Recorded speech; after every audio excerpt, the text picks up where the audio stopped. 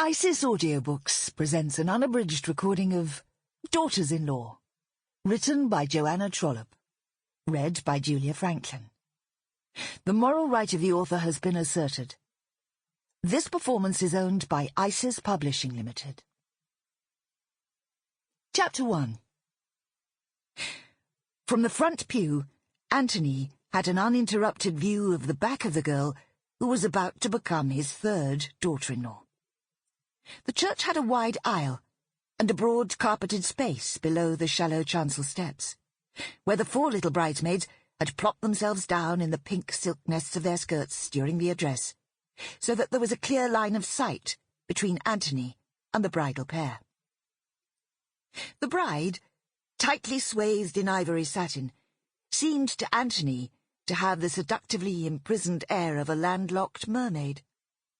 Her dress fitted closely, very closely, from below her shoulders to her knees, and then fanned out into soft folds and a fluid little train, which spilled carelessly down the chancel steps behind her.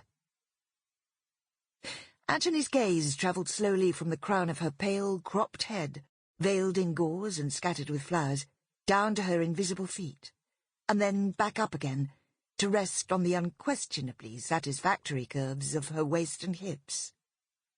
She has, Anthony thought, a gorgeous figure, even if it is improper for her almost father-in-law to think such a thing. Gorgeous. He swallowed and transferred his gaze sternly to his son. Luke, exuding that raw and possessive male pride that gives wedding days such an edge, was half-turned towards his bride. There had been a touching moment 5 minutes before, when Charlotte's widowed mother had reached up to fold her daughter's veil back from her face, and the two had regarded each other for several seconds, with an intensity of understanding that excluded everyone else around them. Anthony had glanced down at Rachel beside him and wondered, as he often had in the decades they had been together, whether her composure hid some instinctive yearning she would never give voice to, and how her primitive and unavoidable reaction to yielding a third son to another woman would manifest itself in the coming months and years, escaping like puffs of hot steam through cracks in the earth's crust. "Okay," he said softly.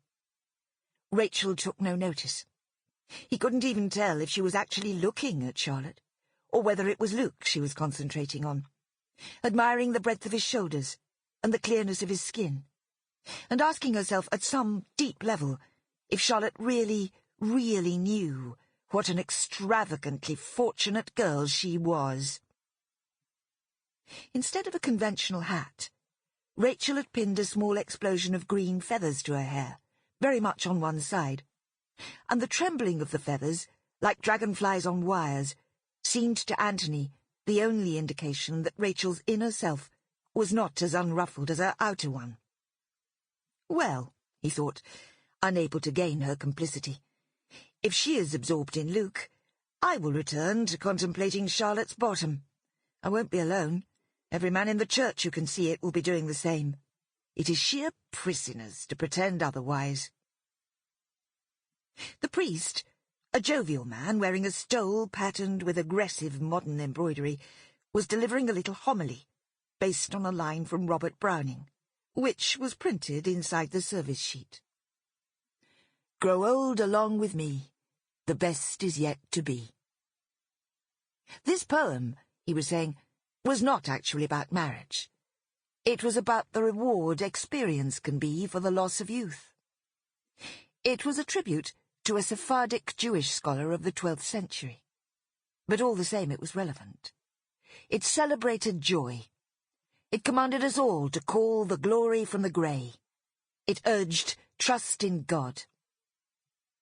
The priest spread his wide, white-sleeved arms and beamed upon Charlotte and Luke, and Charlotte's mother in her lace dress and coat, and all the congregation. Anthony removed his gaze from what was about to belong to his youngest son, and looked up at the roof.